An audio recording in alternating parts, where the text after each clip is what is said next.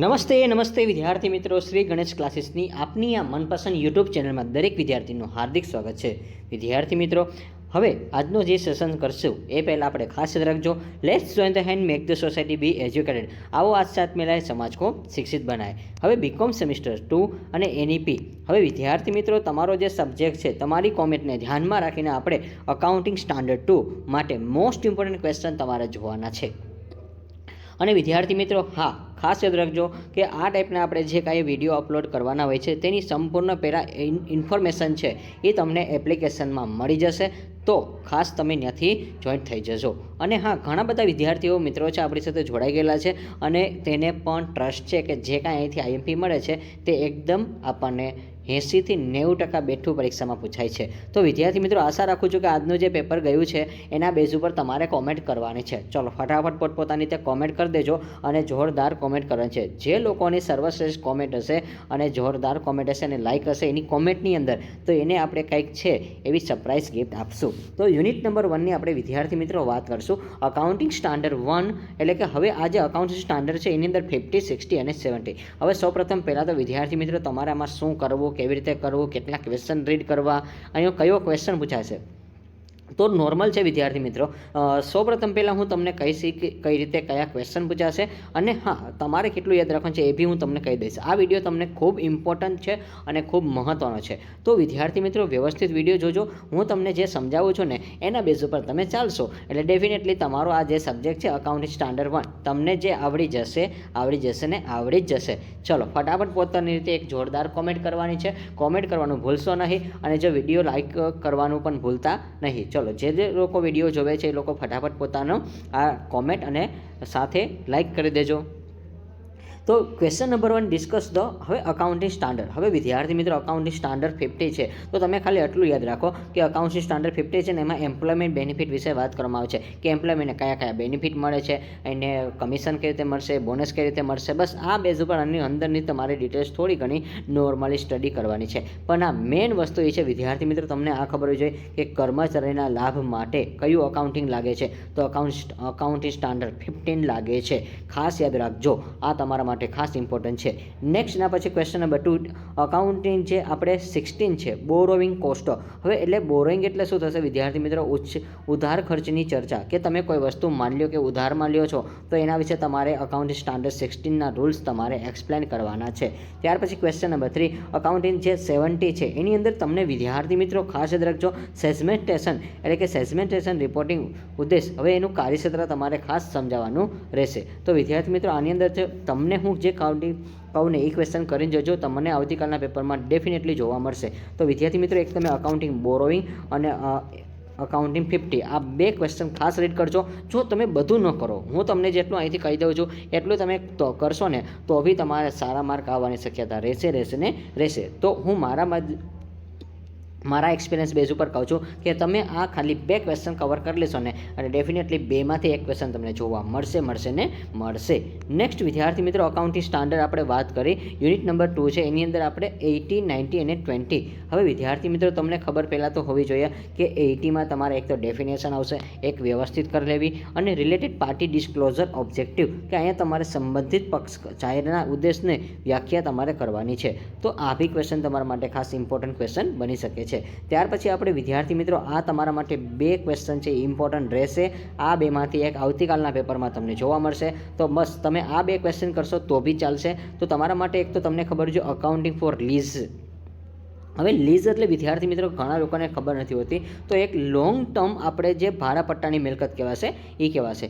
અને હા, એમાં આપણે 19 નંબર યાદ રાખશું. તો ખાસ યાદ રાખજો, તમને આટલું ખબર હશે ને એના બેઝ ઉપર હું તમારા માટે એક જોરદાર એક આન્સર કી પણ લાવ્યો છું અને એમાં કઈ રીતે રાઇટિંગ કરવું છે એ પણ મેં તમને એમાં ઇન્ક્લુડેડ પોઈન્ટ આપેલા છે.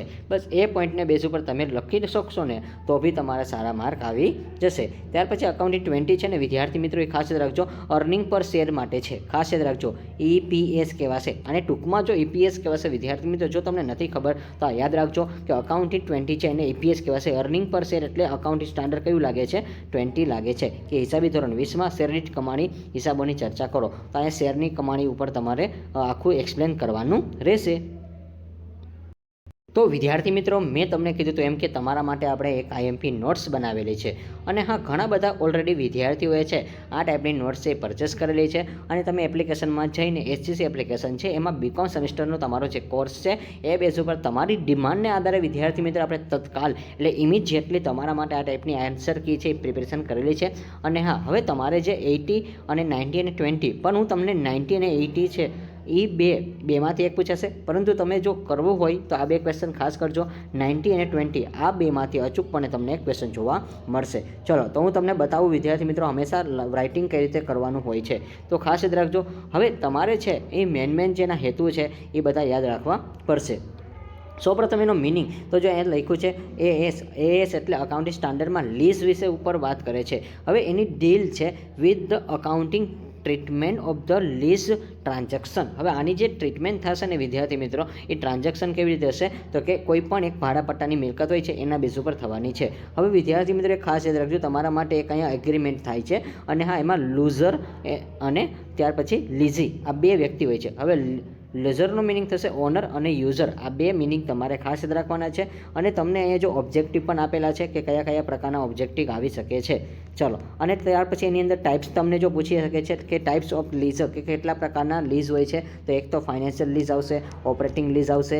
તો આ બે વસ્તુ તમે અંદર લખવાની છે. અને ત્યાર પછી એમાં તમારે શું યાદ રાખવાનું છે, બુક્સ ઓફ લીઝ છે કે એની ટ્રીટમેન્ટ કઈ રીતે થાય છે. અને પછી લૂઝર છે. તો અહીંયા જો તમને બધાના નામ આપેલા છે અને અહીંયા લાસ્ટમાં તમારા માટે એક કન્ક્લુઝન પણ આપેલું છે. તો આ ટાઈપના તમે ક્વેશ્ચનની અંદર તમે બસ આટલું યાદ રાખો ને, પછી તમે તમારા વર્ડ્સમાં લખી શકો છો. ચલો, અને ત્યાર પછી આપણે ઈપીએસ, મેં તમને કીધું હતું ને ભાઈ ઈપીએસ. હવે તમને હવે જો શોર્ટ ફોર્મ મિનિંગ પણ તમને ક્યારે ખબર પડશે કે જ્યારે તમે આ ટાઈપનું એક કોઈ PDF ફર્સ્ટ ટાઈમ જોયેલી હશે એવા વિદ્યાર્થીઓને એવું લાગતું હશે. પણ હા, એવું નથી. આ તમારા માટે એક best and best premium notes છે વિદ્યાર્થી મિત્રો. અને હા, જે લોકો ટોપર્સ હોય છે એના માટે આપણે ખાસ આ ટાઈપની PDF છે એ પ્રિપેર કરતા હોય છે. હવે એપીએસમાં વિદ્યાર્થી મિત્રો prescribe the principal of the determination and presentation earning પર શેર EPSનું ફાઇનાન્શિયલ સ્ટેટમેન્ટ બનાવવામાં આવે છે. તો તમે ખાસ યાદ રાખજો, એની અંદર તમારો ઓબ્જેક્ટિવ લખવા પડે છે. ત્યાર પછી અહીંયા તમને એક ફોર્મ્યુલા પણ આપેલું છે કે ટોટલ નેટ પ્રોફિટ આફ્ટર અને પ્રેફરન્સ ડિવિડન્ડ. પછી તમને અંદર EPSમાં જે કંઈ કીવર્ડ આપેલા છે, નેટ પ્રોફિટ છે, વેઇટેજ એવરેજ શેર છે, તો ડિસ્ક્લોઝર તમને કીધું છે, લાસ્ટમાં જાહેરાતની રિક્વાયરમેન્ટ કઈ રીતે થાય છે, અને લાસ્ટમાં કન્ક્લુઝન પણ લખવામાં આવે છે. ચલો, આ એક તમારી આઈએમપી નોટ્સ હતી. આ બેઝ ઉપર તમે જો રિક્વાયરમેન્ટ હોય તો તમે કોઈ એક્સ્ટ્રા ખર્ચા ન કરતા, તમારે નીડ પડે છે વિદ્યાર્થી મિત્રો, તો જલ્દીથી તમે એપ્લિકેશનમાં જજો. તમારે આ ટાઈપની જે PDF છે એ માત્ર તમને 32 અથવા 33 રૂપીસમાં આરામથી તમને આ PDF છે એ મળી જવાની છે. ચલો, હવે વિદ્યાર્થી મિત્રો, જો તમે ગુજરાતી મીડિયમમાં હોય છો તો તમારે પણ ખાસ યાદ રાખજો, આ એક સબ્જેક્ટ એવો છે કે એમાં ઇંગ્લિશ વર્ડ પ્રમાણે પણ તમને પૂછવાની શક્યતા રહેશે. તો ખાસ યાદ રાખજો, અકાઉન્ટિંગ જે ફોર લીઝ છે એમાં તમારે 90 વિશે સમજાવવાનું છે. તો જે અહીં લખ્યું છે માલિકી સંબંધ હોય છે, ભાડુઆત હોય છે. દાખલા તરીકે માની લો કે આ એક ટાઈપની એક પ્રોપર્ટી છે અને જે આપણે SGCની પ્રોપર્ટી છે. માની લો કે આ પ્રોપર્ટી છે, આપણે કોઈ સુરતનો વ્યક્તિ હોય છે, એને આપણે શું કરીએ છીએ તો કે આ પ્રોપર્ટી છે એ લીઝ ઉપર આપી દેતા હોય છે. તો આ રીતે તમારે ક્વેશ્ચન ખાસ યાદ રાખવાના હોય છે. અને એમાં તમારે એક્ઝામ બેસ ઉપર જ એક્ઝામ્પલ તમને આવડવા જોઈએ વિદ્યાર્થી મિત્રો. જેટલા એક્ઝામ્પલ તમને આવડે છે એટલા તમારા માટે ખાસ ફાયદા રહેશે. ચલો, આ ટાઈપની એક PDF છે, તમને બતાવી દઉં છું. અને અંદર થોડાક આપણે એની અંદર જે પ્રકાર લખેલા છે એ ઇંગ્લિશમાં થોડાક લખેલા છે, કારણ કે વિદ્યાર્થી મિત્રો થોડુંક ઇંગ્લિશમાં તમે તમારા ઉચ્ચાર પ્રમાણે લખી શકો છો એટલા માટે. ચલો, EPSના પ્રકાર પણ તમે જોઈ શકો છો અહીંયા. અને નેટ પ્રોફિટ છે એટલે કે તમને ખબર જ છે વિદ્યાર્થી મિત્રો, કાચો નફો કહેવાશે અને ચોખ્ખો નફો કહેવાશે. તો અહીંયા આપણે નેટ પ્રોફિટને શું કહેશું, ચોખ્ખો નફો કે કર બાદનો નફો તમારે લેવો પડે. કર બાદ એટલે વિદ્યાર્થી મિત્રો તમને ખબર છે ટેક્સ બાદનો નફો લેવાનો હોય છે. ચલો, હવે વેઇટેજ એવરેજ શેર એટલે વિદ્યાર્થી મિત્રો શું થશે તો કે જો અહીંયા એનું ગુજરાતી લખેલું જ છે વિદ્યાર્થી મિત્રો તમારા માટે કે સરેરાશ શેરની સંખ્યા, એટલે કે અહીંયા તમારા માટે બધું કહી દીધું છે. ચલો, કઈ રીતે ક્વેશ્ચન લખવો છે ટૂંકા પોઈન્ટ બેઝ ઉપર તમારે તમારા જે વર્ડ્સ છે એના બેઝ ઉપર તમે આરામથી લખી શકો છો. આ શોર્ટના આધારે તમે લખી શકો છો. કોઈ બી ક્વેશ્ચન તમને પૂછાય બસ આટલું લખશો એટલે ડેફિનેટલી તમારા માર્ક્સ સિક્યોર થઈ જવાના છે. નેક્સ્ટ વિદ્યાર્થી મિત્રો આપણે વાત કરશું અકાઉન્ટિંગ સ્ટાન્ડર્ડ છે એની અંદર 21, 22 અને 23. હવે 21માં શું કીધું છે, સંકલિત નાણાકીય નિવેદનની તમારે ચર્ચા કરવાની છે. ત્યાર પછી 21 છે એની અંદર તમારે જો ગુજરાતીમાં સંકલિત કીધું છે, પરંતુ ઇંગ્લિશમાં યાદ રાખજો કોન્સોલિડેટેડ ફાઇનાન્શિયલ સ્ટેટમેન્ટ કહેવાશે. ત્યાર પછી આપણે 22 છે એમાં આપણે આવક પર કરના હિસાબોની ચર્ચા કરવાની છે. તો આ બી ક્વેશ્ચન તમારા માટે ખાસ ઇમ્પોર્ટન્ટ ક્વેશ્ચન રહેશે વિદ્યાર્થી મિત્રો. ખાસ આ ક્વેશ્ચનને તમે રીડ કરીને જજો કે accounting four tax on income કે ટેક્સીસ ઓન ઇન્કમ. તો આ ક્વેશ્ચન તમારા માટે આવતીકાલના પેપર માટે ખાસ ઇમ્પોર્ટન્ટ રહેશે.